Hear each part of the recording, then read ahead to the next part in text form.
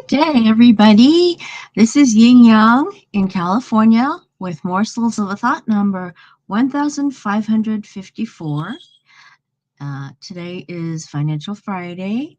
We're going through the Private Money Guide by Chris Naugle. I have the book right here. You can see it if I hold it a different way. Let me see if I can get a light on here and see if that might help a lot. Like this may or may not help. It makes my face look funny, but I think we get the book better. And it's by Chris Naugle, the real estate edition. And here it reads, Solutions to Finding Money, Where to Go, and How to Ask. We're on page 22. Investors seeking an SDIRA. Let me take a look. What does it mean? SDIRA. Here we go. Okay, a self-directed individual retirement account, SDIRA, is an individual retirement account, IRA, in which the investor is in charge of making all the investment decisions. The term self-directed IRA is a bit of a misnomer because all IRAs are self-directed. You decide where to invest your IRA funds. The self-directed IRA provides the investor with greater opportunity for asset diversification outside of the traditional stocks, bonds, and mutual funds. Self-directed IRAs can invest in real estate, private market securities, and more. All securities and investments are held in an account administered by a custodian or trustee. Now that you understand what an SDIRA is, here are some pitfalls to using them that you must be familiar with. First, self-directed IRAs have a lot of rules, and these rules are very important to understand and abide by. I'm figuring out how many minutes I have. Here is a link to a frequently asked question that should give you an idea of these rules. https://forward/forward/learn-the-frequently-asked-about-self-directing-about-self-frequently-asked-questions-about.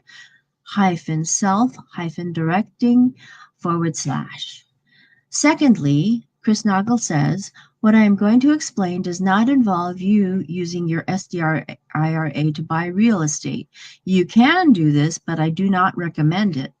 There are so many ways you can make a mistake, and one mistake could cost you a lot of money in taxes and penalties. I am only referring to SDIRAs to loan money to others for secured real estate deals. A self-directed IRA is a type of traditional or Roth IRA that is used to save for retirement and is structured in such a way that it facilitates withdrawals at a specified age. Self-directed IRAs are different from traditional IRAs and Roth IRAs only by the assets they hold. These accounts are designed for DIY, do-it-yourself investors and allow their owner to invest in a much broader array of securities than with a traditional or Roth IRA. Because these accounts are administered by their owner, they require greater involvement and due diligence by you. Investors seeking an SDIRA will have to look for a brokerage that specializes in these types of accounts. These companies are willing to serve as the custodian for the SDIRA investment assets. Some SDIRA companies still impose constraints on the holdings of the fund, so it is important to ensure that the account allows you to invest your funds in a way that makes sense based on your overall financial plan. Some SDIRs may specialize in specific alternative assets such as private equity or private debt. It is the responsibility of the investor to comply with all Internal Revenue Service regulations for IRAs. Because a SDIRA allows for such a broad portfolio, its holdings have greater risk of breaching IRS regulations and therefore require greater caution from investors, specifically when investing in real estate. SDIRAs have the same eligibility and contribution rules applied to all IRAs. Where SDIRA investors must be cautious is in the personal use of assets held in the portfolio. The IRS does not allow IRA investments to be used for any personal use until the targeted withdrawal date. This is all underlined. Read it again. SDIRA investors must be cautious. Where SDIRA investors must be cautious is in the personal use of assets held in the portfolio. The IRS does not allow IRA investments to be used for any personal use until the targeted withdrawal date. What is 25 plus 10? 35. Okay, got it. This can specifically pertain to real estate held in a portfolio and does not allow the investor to invest in real estate for personal use.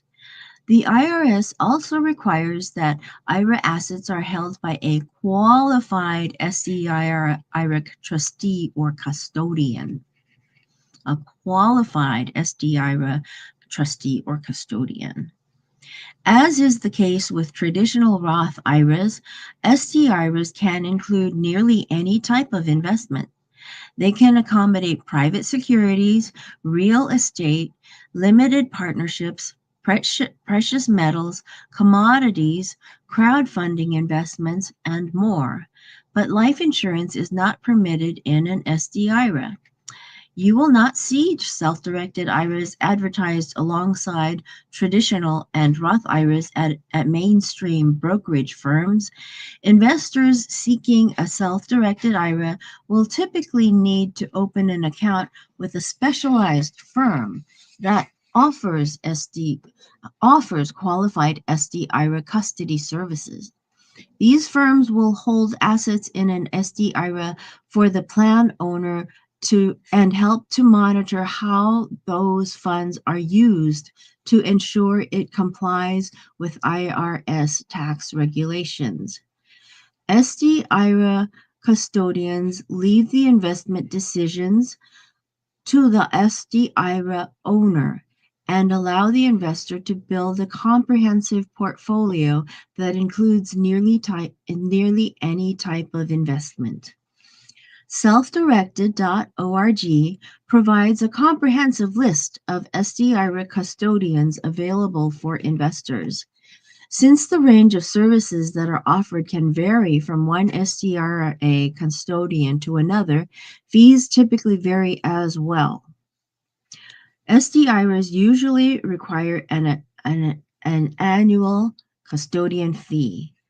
SDIRA custodians are willing to provide a range of customized services for a fee.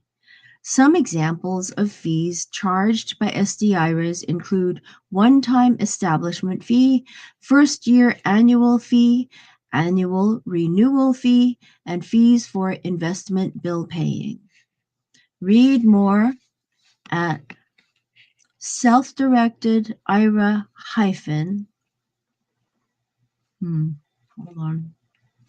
SDIRA, okay, https://www.investopedia.com/terms/self-directed-IRA ASP #IXZZ5 numeral 5 capital U, small f, a, 9, capital Y, 8, capital P, R. So in all of these, when I read the letter, just letter, it was in lowercase. So if it matters, it's going to matter after the .asp pound. IXZZ numeral 5 capital U small f a 9 capital Y 8 capital P small r. Source Investopedia. Now you have an understanding of what an SD-IRA is and how they operate, so let's talk about how you can use SD-IRAs to find money for your real estate deals. It is relatively simple. All you need to do is be the expert in explaining how people with old 401ks and IRAs can diversify by lending money from their SD-IRA. These people are called private investors, and they will be explained in greater detail later on in this booklet. In this section, Chris Naugle says, I want to explain the strategy in such a way that you will be able to explain it to potential investors. When explaining how to use a SD-IRA to fund a deal, break down the process into the following 6 steps. Turn the page. Chapter 2, Money Sources. Step 1. Open a self-directed retirement account with a qualified custodian. Most of us are used to the big brokerage houses acting as the custodian for our retirement savings accounts. However, those firms only permit investors to invest in publicly traded securities, and just for the record, a personal loan is not an option here. There are many companies that specialize in helping you self-direct your investments as well as other alternative investments. Step 2. Have an attorney write and review the note for the hard money loan. Thoroughly review the note to be sure it is agreeable to you. In a traditional transaction, your note may be vested in your name or your company's name. But in a self-directed IRA, there is usually a bit more detail in the vesting of the note. An example of a typical IRA vested note will reference the custodian and the account number as well as the IRA holder. ABC Custodian Company, FBO, quote, John Investor IRA account number 123456, end quote. Step 3. Sign agreements which authorize the custodian to fund the note. The custodian will typically have pre-established procedures for you to follow, and most will have the forms and agreements they need you to sign. Brokers specializing in private money lending will gladly assist you. This agreement authorizes the custodian to release the funds. Most custodians will have a checklist you can use to make sure you cover each step as the loan is originated. Step 4. Close the transaction. Many investors use an escrow, title company, or an attorney to close the transaction. Select a party or attorney that has worked with a self-directed custodian, and it will make matters much easier. Step 5. Send copies of the security agreements to the custodian. Once the note is funded, the IRA custodian will need to hold the actual promissory note and recorded security instrument, deed of trust, mortgage, etc. This is similar to a conventional IRA brokerage house holding your stock certificate. Step 6. Coordinate with the investor or servicer to send payments to the custodian. I'll do that again. Step 6. Coordinate with the investor or servicer to send payments to the custodian. Most investors use a third-party loan servicer to collect payments from the borrower. The servicer will likely have an authorization agreement which specifies to whom the payments are sent. Never have the interest payments sent directly to you in your name. The investment process is simple. You simply explain how the strategy works and what is in it for the investor.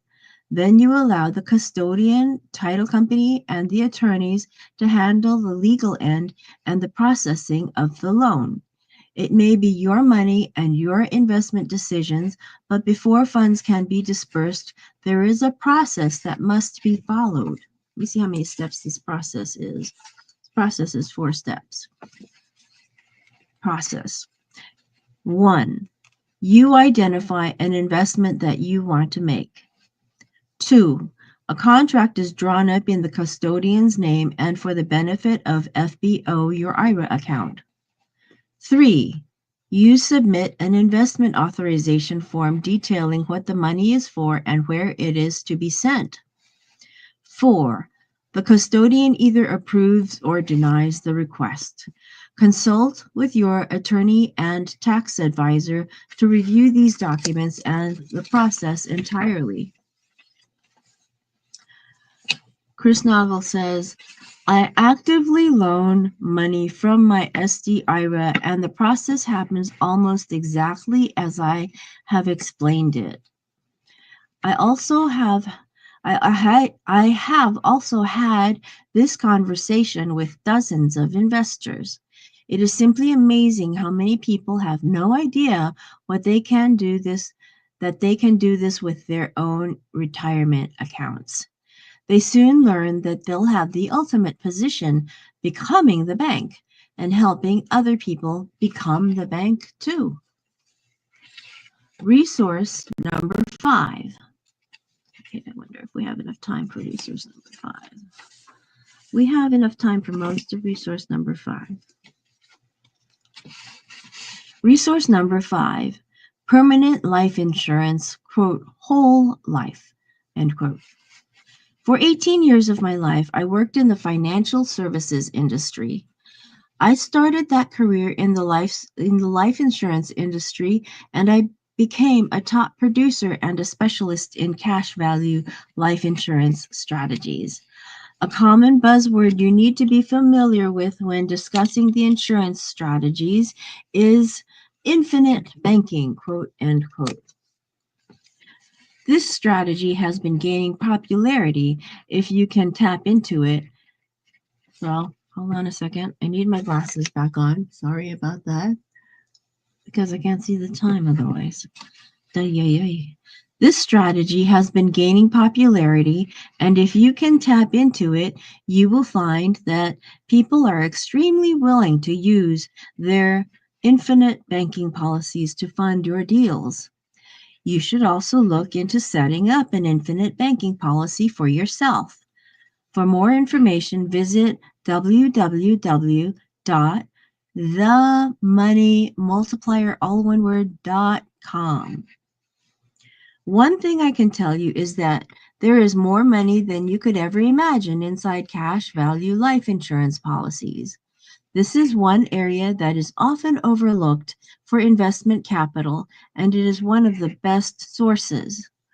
The 2 types of insurance policies we will discuss are permanent life insurance and whole life insurance.